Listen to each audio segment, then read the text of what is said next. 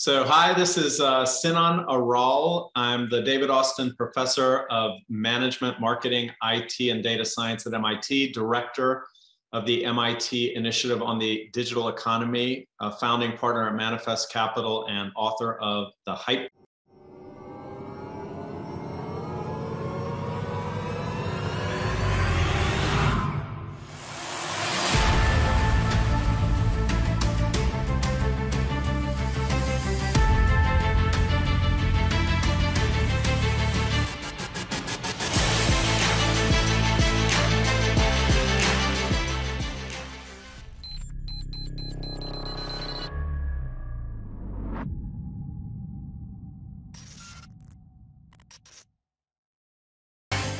Hey, it's Kellen, and today on Diversified Game, this is a show of no other because I'm going to try not to fan out.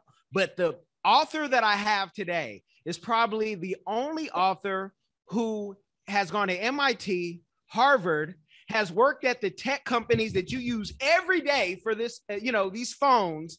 And he wrote the book that I've been telling y'all about, The Hype Machine. I haven't talked about a book like this since The Future is Faster Than You Think. So you know what I think about this book.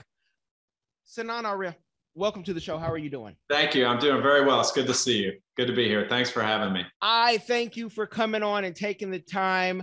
I just, this book that you wrote, it's like you mentioned your friends who could have wrote this book, right? But they didn't. You wrote this book on where social media was and where it's going. What made you put this book out to scare half the population who wrote it, and then to have the other half say, see, I told you, I knew that Facebook could read my thoughts. I knew I wasn't crazy. And, so what made you do that? Well, I'll tell you, when I first started researching this stuff, literally 20 years ago, people thought I was committing career suicide. They said, basically, Sinan, if you devote your science to this inconsequential technology that's just about stupid cat memes and things like that, what you ate for dinner last night, it's going to be a complete waste. This is not going to be a consequential technology. And I kept saying to them, I said, you know what? I disagree. I think it's going to be really important. It's the next level of human interaction, collaboration, coordination, algorithmically driven, and so on. I think it's going to have profound effects on our democracies, our economies, our public health. And it turned out that I was right and they were wrong. And so I had to write a book to put it all in their face. But I want people to really understand, because some of the things you say in the book are things that aren't supposed to be said outside of certain walls. And were you at all worried that, wait, they might try to have me locked up in an airport, I don't want to say the name, because in playing with cats and skateboards all day, or have me, hiding out in Russia? Were you all worried about, what could happen after this information? It's funny. It's funny you say that, because I wasn't worried, but I did have a conversation with my father on the phone, and he had read the book, and this was before the book was coming out. And he said, Sinan, what are you doing about security? And I said, what do you mean security? I had no idea what you're talking about. And he said, well, there's a lot of powerful people that aren't going to want to hear a lot of this and are not going to want to be sort of publicly outed for some of the things that they've been doing. And he said, particularly Vladimir Putin and Russia. And he said, those folks are ruthless when it comes to reaching across borders to get at people that they don't like what they're saying or are threatening to their power and so on. And, I had never even thought about it until that moment. I did not get a security detail or anything like that.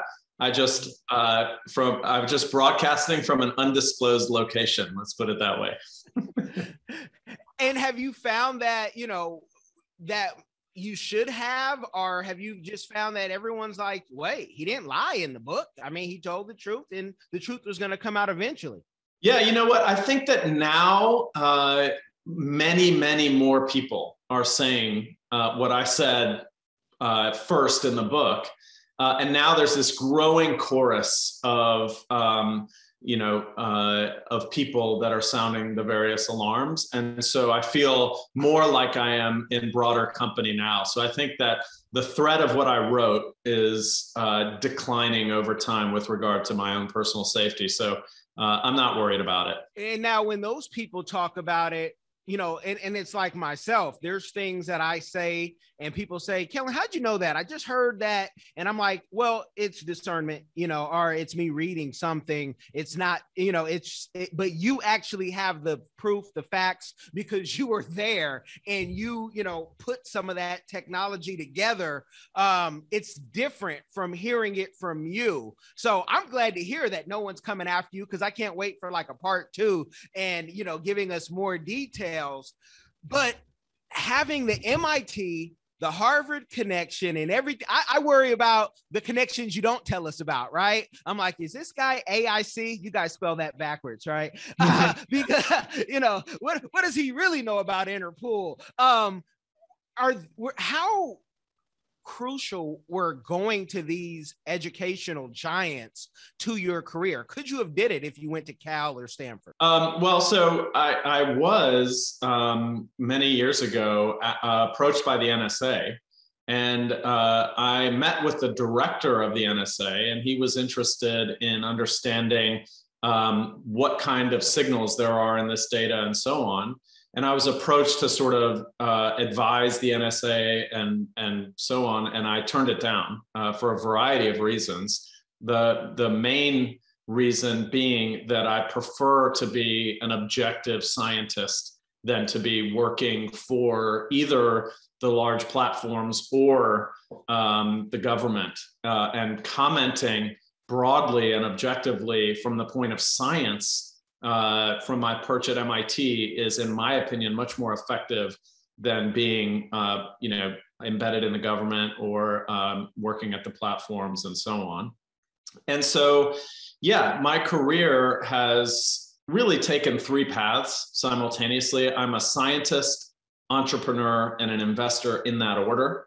So I'm a scientist first. Everything that I do leads with the scientific research that's all peer-reviewed and published in journals like Science and Nature and other places like that. I have a team at MIT. I direct the initiative on the digital economy, and we focus on analyzing massive data sets to understand the digital economy. And we've done a number of research papers on topics related to social media, but also related to coronavirus and its spread, as well as digital marketplaces and reviews and ratings and how that's changing the way we make decisions. And so it's a big body of research. And that has led to the foundation and forming and building of 2 companies as an entrepreneur, which we sold, and then finally starting Manifest Capital with my longtime friend and business partner, Paul Falzoni. And so these 3 perspectives give me sort of inside information, both with regard to data from the platforms, but also an understanding of how these technologies are built and commercially developed. I can hear someone say right now, he also might have turned it down because it would be a pay cut. I'm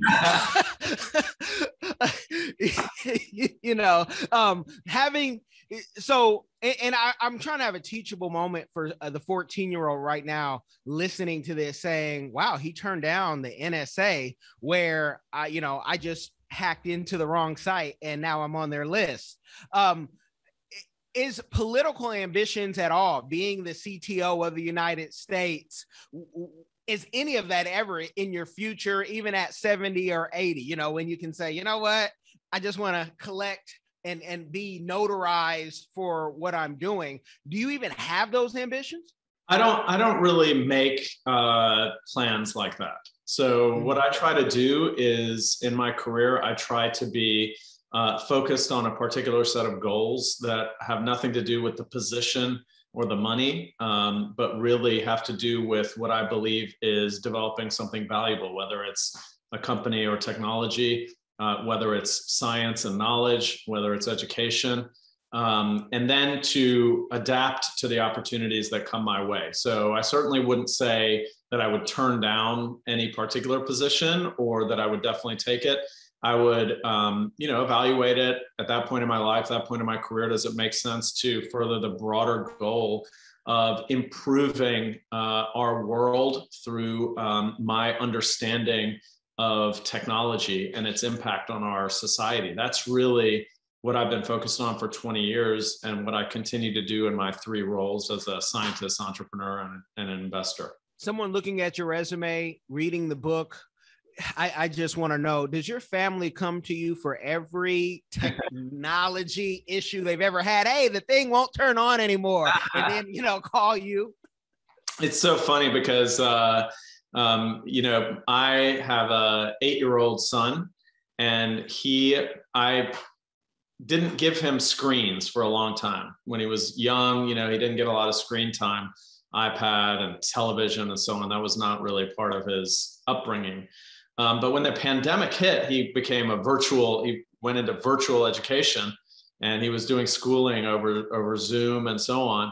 And it became impossible to keep him off of technology, because even if I limit it significantly, he has to have it now to socialize and to be in school and so on. And he went from being oblivious to technology to now being sort of like the technical guru of the family, and he can fix my computer now in a matter of a year's time. Well, and I would assume, you know, everyone would say, of course he did. You know, he has your brain, and he can watch, because kids watch even when we think they're not watching. But where is your limitation in technology? Because I could see someone coming and saying, hey, could you take my Synology unit apart, put it together? And you're like, hold on. My focus is on this, not that. Like, where, just so, you know, people can see that everyone has limitations. What part of the technology, the computer, the software, do you not like dealing with? Well, I'll tell you, I'm mainly a statistician and a sort of analyzer of data. So I take very large data sets and I analyze these data sets to understand the sociology and the economics of how the movement of information through these social networks affects people's decision-making, voting, shopping, and so on. And over time, I've sort of, I've gone from being in the trenches to being more, you know, a leader of teams of brilliant people.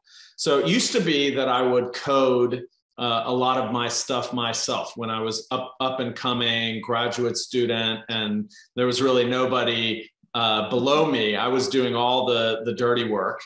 And now I do a lot less direct coding myself. I do some, but a lot less than I used to. And that has consequences, which is that those processes evolve, and there's innovation in those processes. So I have not spent enough time staying current on the fastest, you know, most efficient tools and algorithms for coding these large data sets as I used to.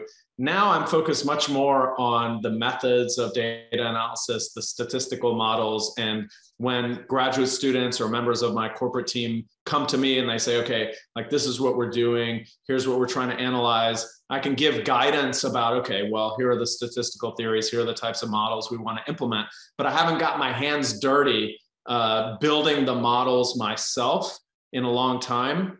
And so I'm rusty on those things, and I haven't kept up with the latest and greatest innovations with regard to coding and programming and the data science of sort of like the nuts and bolts of the data science. And so that's probably my biggest weakness now, whereas it was probably one of my strengths early on. With all the knowledge that you do have, how do you humble yourself? Because, you know, it's certain people could say, hey, let me get with, you know, this guy, and we could all run the world because we know more in this than anybody else. It's like with COVID, our business did very well because many businesses were like, well, we need that help. You were talking about 10 years ago, being online 100%, we need that help. And I'm like, oh, now you need the help. You know, the price has risen, right? But how do you then humble yourself to say, okay, I'm going to work with you guys, and I know it's remedial, and I'm going to charge you a premium price, but I don't know everything. Because once you get into that point where you know everything, as soon as they put you up, they want to knock you down. So how do you humble yourself to say, I'm going to deal with the regular earthlings in this world? I gotta say, I think it's actually incredibly easy to be humble when you do the kind of work that I do. And the reason is because when you're sort of doing the science at this scale and at this level, you realize how little you actually know. So we have published some what have been lauded as sort of very important and interesting results. But at that sort of bleeding edge, what you peer over the edge and you say, wow, I'm really kind of clueless to a lot of things that I can't see, to a lot of things that I don't know. When you dive into something, as you probably know, when you dive into something with such detail and with such sort of gusto, if you will, you immediately are smacked in the face with everything you don't know on a daily basis. And that keeps you very humble. The other thing that's really easy, that makes it very easy to be humble, is that I work with extremely smart people that are always checking me all the time. Whether those are the peer reviewers who review our science before it gets published, whether those are members of my team, and I have a stupid idea, they'll just call me out and they'll say, that's a dumb idea, and here's why. So when you work with people that are very smart, they keep you humble because their brilliance makes you realize your own deficiencies very quickly. And that goes back to the wise man knows that he knows nothing at all, because there's, yeah. Now, I had someone read the book and one person was like, hey, I could barely follow this on Audible. So don't ask me to go back and read and reference, anything. I said, well, that's okay. But they said, what I want to know from this guy is, does he have a company that I can just have the cheat code? Since he knows everything, can I just hire him? I see Damon John has his marketing company now, but I want to hire the guy who actually can put it together. And what is that price? Got to ask the question. So yeah, I mean, you can give people access to email me. And I do very selectively work with companies depending on the opportunity as an advisor. I'm typically an advisor to the CXO suite, and these companies are usually fairly big, in the at least hundreds of millions of dollars of revenue per year, and hundreds to thousands of employees. But typically my business now is in helping run our investment fund, Manifest Capital, and to help the portfolio companies that we've invested in. But at the same time, when it comes to reading the book, The Hype Machine, what I've noticed is that many people, a greater number of people than average, say that they've read the book more than once, that they read it once through and the stories were really interesting to them. And so like every chapter starts with a story that exemplifies what I try to describe in that chapter. But then they say, I marked pages, I highlighted, and what I found myself doing was going back and reading it again the second time, again a third time. Oh, and then I had this problem at work where it was all about optimizing my digital marketing. So I went back and I read chapter 6 again for the third time, and that really taught me about that. And then I wanted to know, how, social media was affecting my kid's brain. So I went back and I read chapter 4 again for the third time and really understood how it was affecting my children. And so I hear people say all the time that it's not a book you sort of like read once and you're like, yes, I read that. It's a book where you kind of like mark the pages and go back and read it again, that it is a bit like drinking from a fire hose. You have to study this book. And that's why I reference The Future is Faster Than You Think. It's not a book you're just going to breeze through and say, that's great. No, you have to say, wait, hold on. They can do that. Go back, do your own research. And then for me, hey, can we do that?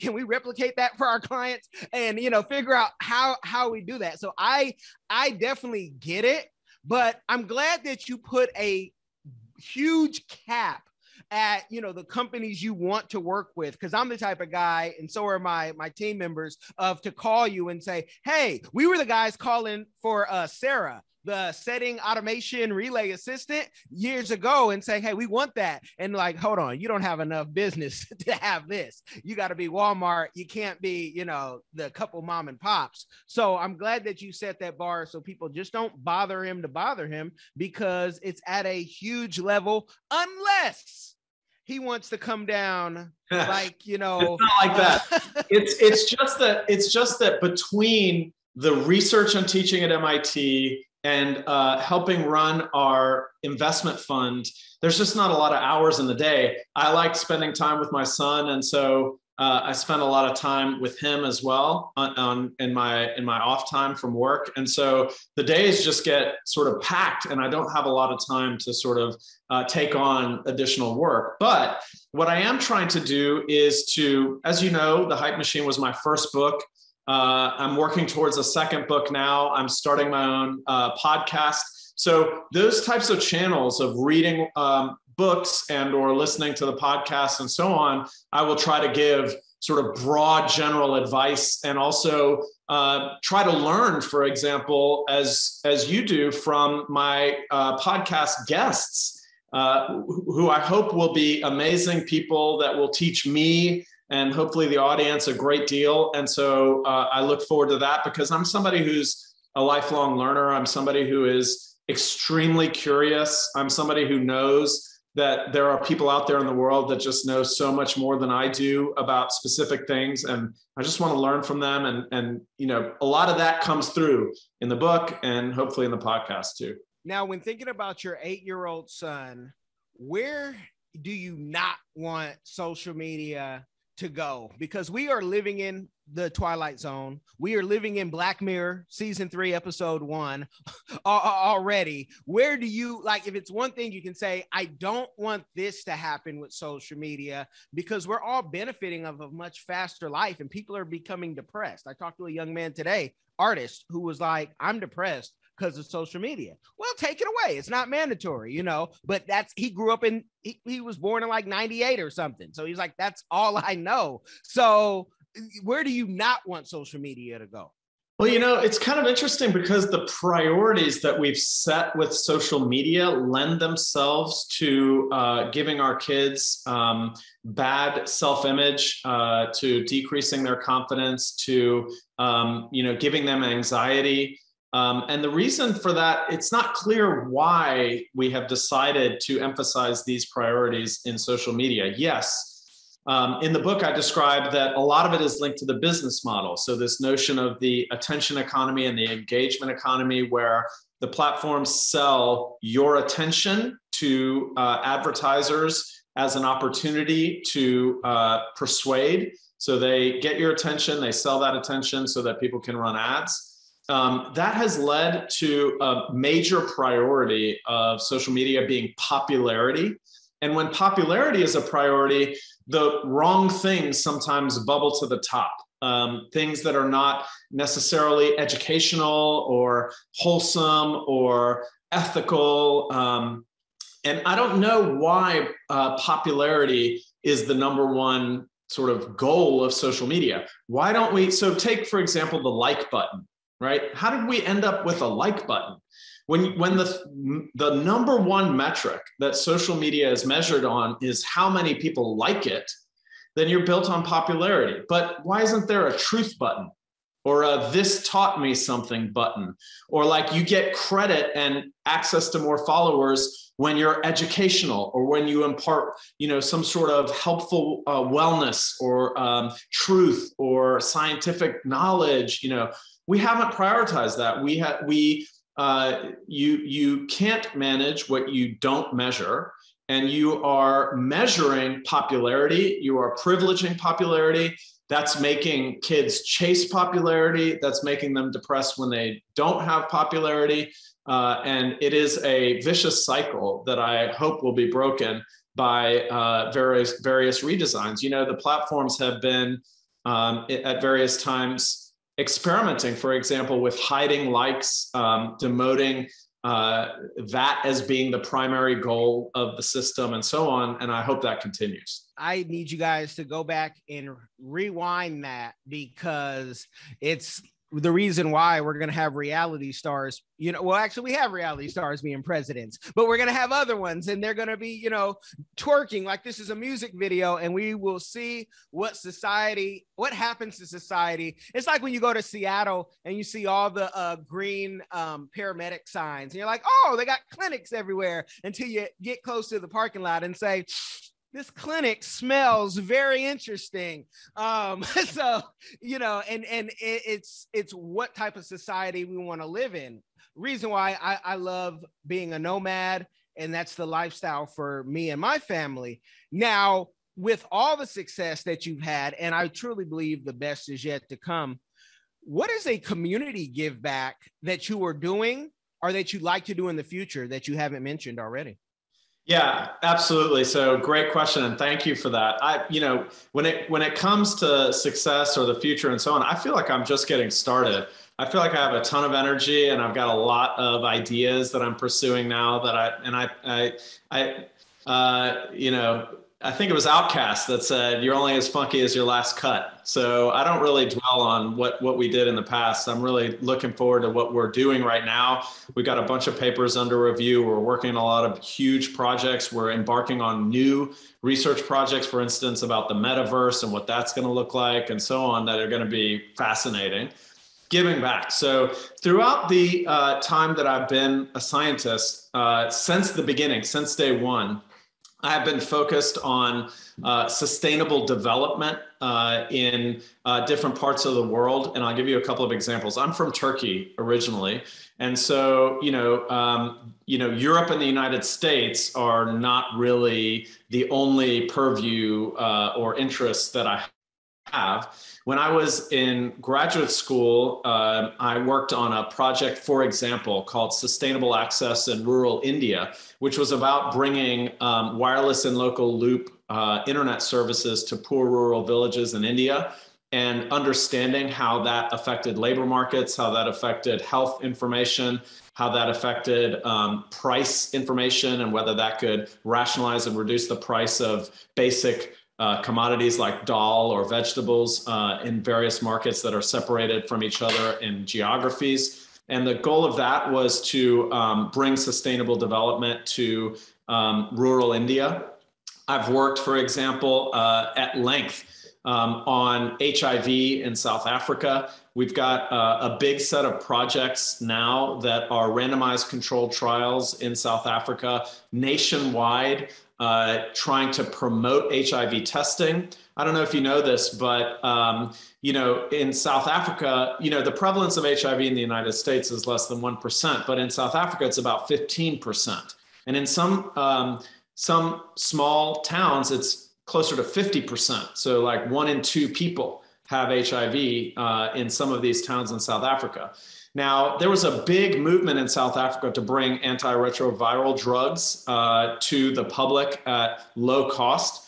And that was a very hard-fought social movement that was successful. So now ARVs are available at low cost to the public. But the main impediment to addressing the HIV epidemic in South Africa is that people don't get tested enough. So they don't know their HIV status, and then they don't get on the drugs. And the number one reason people don't get tested is because of stigma.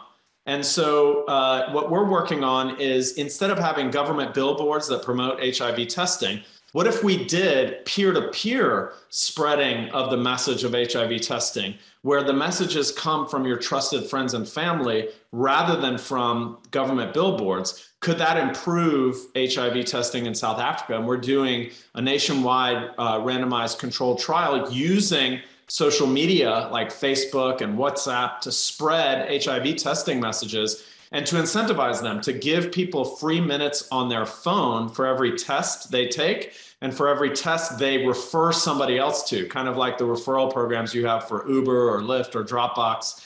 We use those for HIV testing in South Africa as well. So we're doing a lot of scientific research in Africa, in the subcontinent, and so on, to work on sustainable development.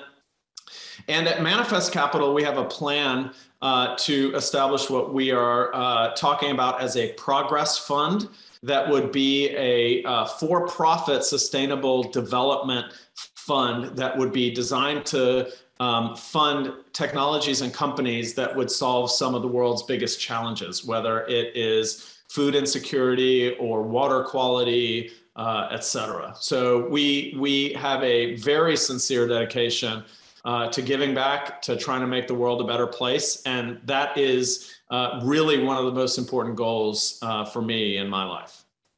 Wow, I love that, because I remember when MTV had Sugar, the show, come out to talk about the HIV. And I'm like, well, we need more of this. And now I guess we even need it globally for COVID, especially for the Karen and Kevins who say, I don't want a vaccine or mask up. We need, shows based on our reality to show us.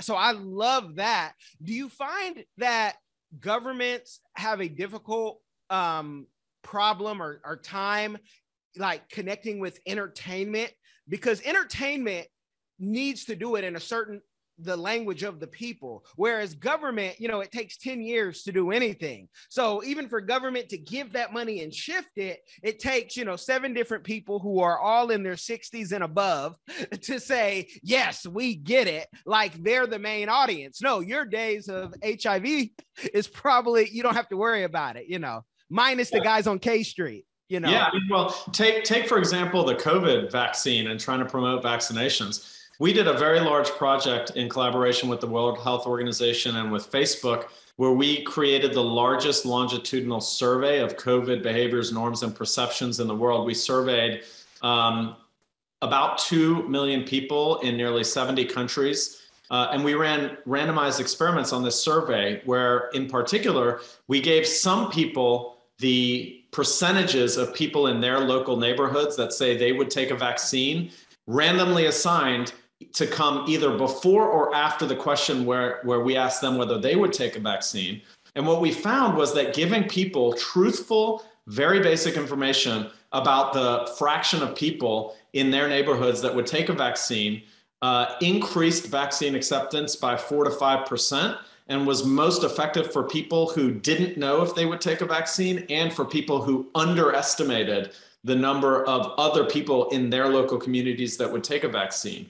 What this means is social proof works. In other words, when you see leaders in your community getting a vaccine, promoting the fact that they're getting a vaccine, it actually encourages people to get a vaccine. So when former President Obama got a vaccine in public, had it videoed and put that out to the world, that is very influential. When we were trying to promote the polio vaccinations, people like Elvis Presley publicly got their vaccination, and that was very helpful. And so from micro influencers all the way up to the Obamas of the world, to show your support for vaccines by demonstrating that you're getting a vaccine, we've shown in very large scale research can actually increase vaccine acceptance. So this notion of influence and social media influence, as I describe it, we have to get past this debate about whether social media is good or evil, because the answer is yes.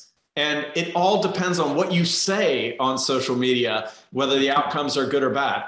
As we promote, vaccinations through this social proof and social influence, we have a greater likelihood of getting out of this mess that we're in with COVID. And those influencers are absolutely essential to that. I'll say one last thing about that, which is I don't envy the position of the White House or the government, for example, in the United States with regard to vaccine communication, because it's a really hot button subject. People are really have opinions about whether they should be getting vaccines or whether they should be forced to get a vaccine. I saw Talib Kweli today put on his Instagram, he hopes that they force people to get a vaccine. He supports forced vaccinations. I think that's an outlier view, but I understand where he's coming from, because I also understand that vaccinations are the key to getting us out of this pandemic.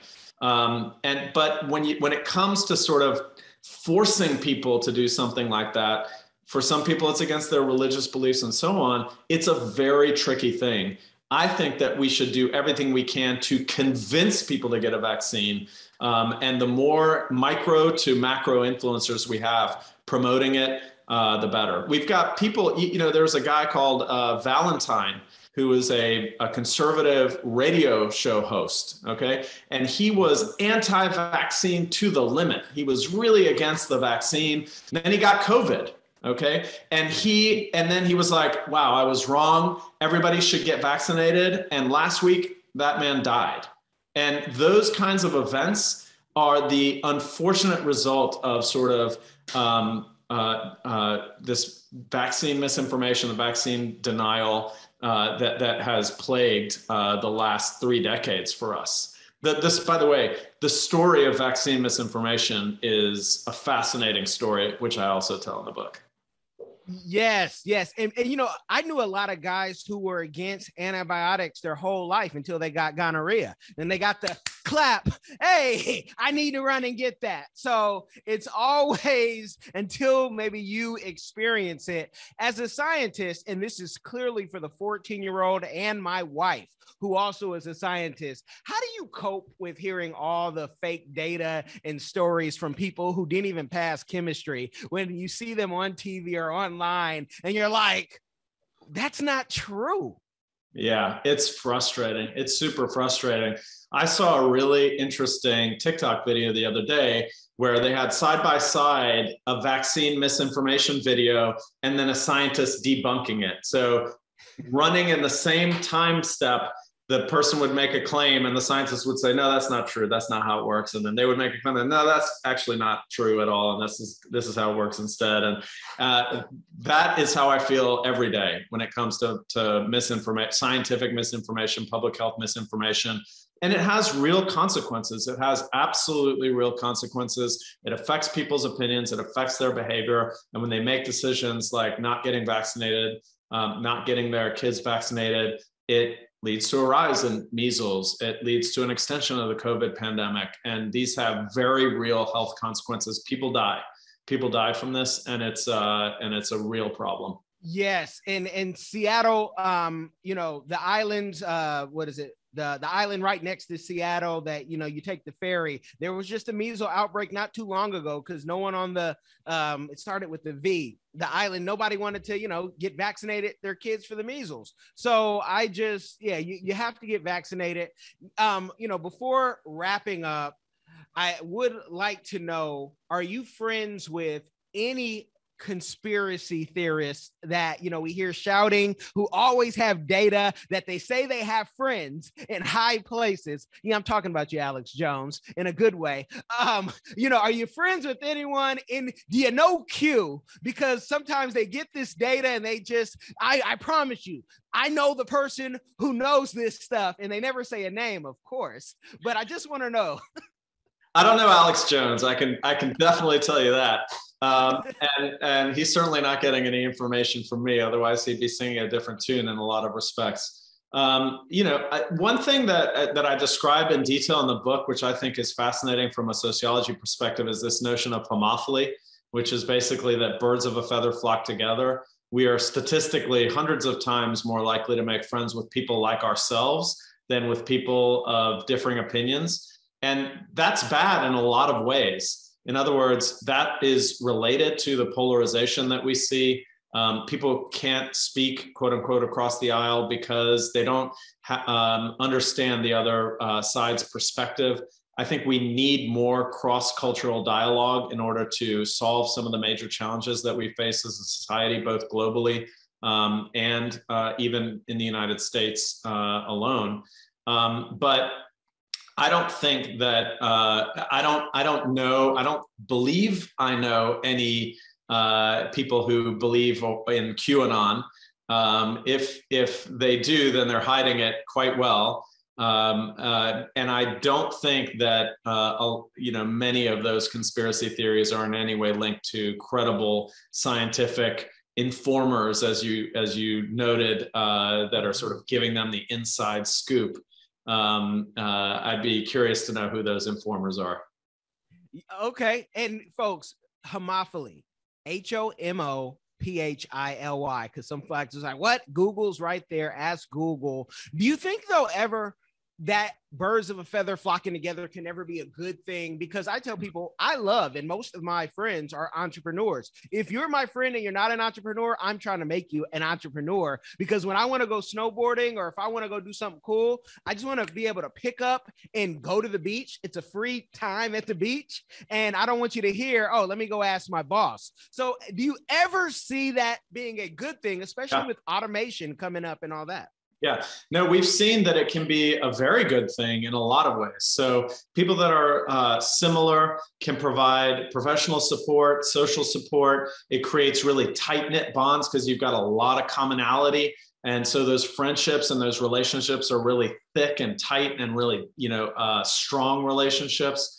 And when you are trying to, as a team, go take that hill over there, the tight-knit bond of quote unquote brothers, if you will, the band of brothers in sort of a military sense, going to take that hill with your platoon, you need that trust, you need that high level of really tight-knit relationships. So research has shown that that can be extremely beneficial for some things. However, at the same time, we need in our social networks to have diversity. And the reason we need diversity is because that's where you get out of the box thinking.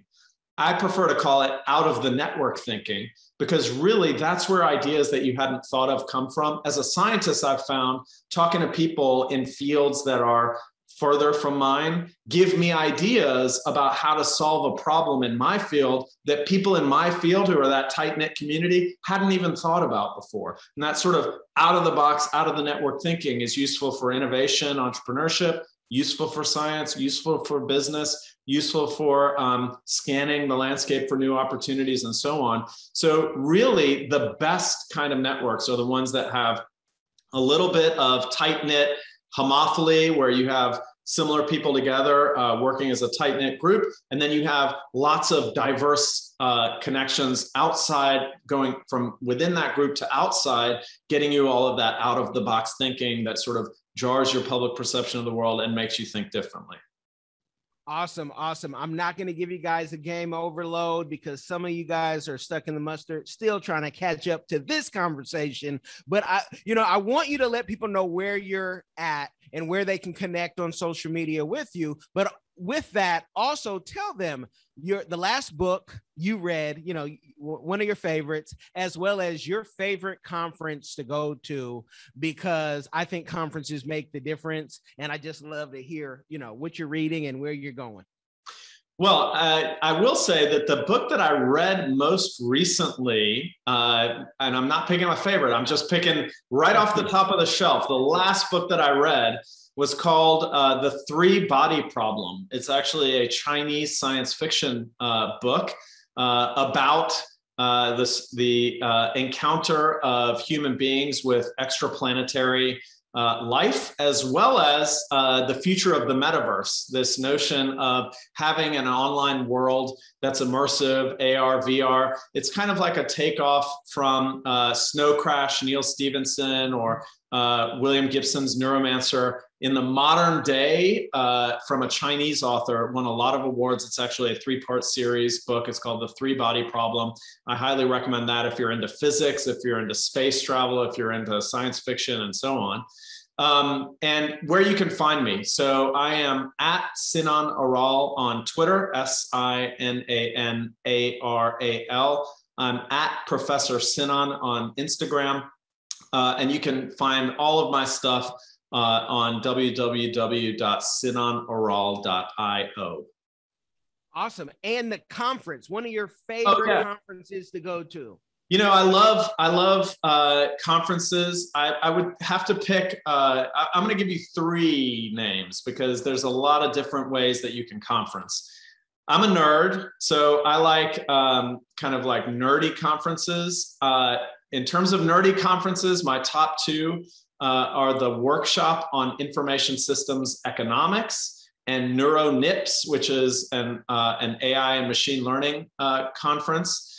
The more general audience conferences that I like are TED and PopTech. And you can find a lot of that content online as well without having to go physically. I like to go physically because, in a non-pandemic era, it's a really good way to meet people that are inspiring and interesting and that you can learn from. You guys have got the game. If you do nothing else, share it with someone. It will change their life. I thank you for coming on. My pleasure. Thank you so much for having me. I appreciate the conversation. Are you tired of the rat race in America? Are you ready to visit the motherland to relax and rejuvenate? Are you ready to explore all that Africa has to offer? Then check out the brand new Diversified Game Academy course, Prepare for My First Trip to Africa. Are you worried about being able to afford the trip? We got you. We will show you how to travel either on a budget or as a baller. Learn how to stress the value of the USD. Did you know that 100 United States dollars is worth over 1,000 South African rand, or 10,000 Kenyan shillings, or 54,250 West African CFA? Are you worried about taking your kids? Get the game from Kellen Cash, a bona fide world traveler, having traveled to almost 20 countries, several of those in Africa. Get the game on taking your kids on their first trips. Learn how to find the best tickets, get the visas, and plan your own adventures in Africa. Don't let Eddie Murphy have all the fun. Plan your own coming to Africa trip starring you, produced by you, and featuring you. If you are ready for a life-changing experience, sign up for our course today, Diversified Game Academy. Get prepared and purchase at diversifiedgame.com.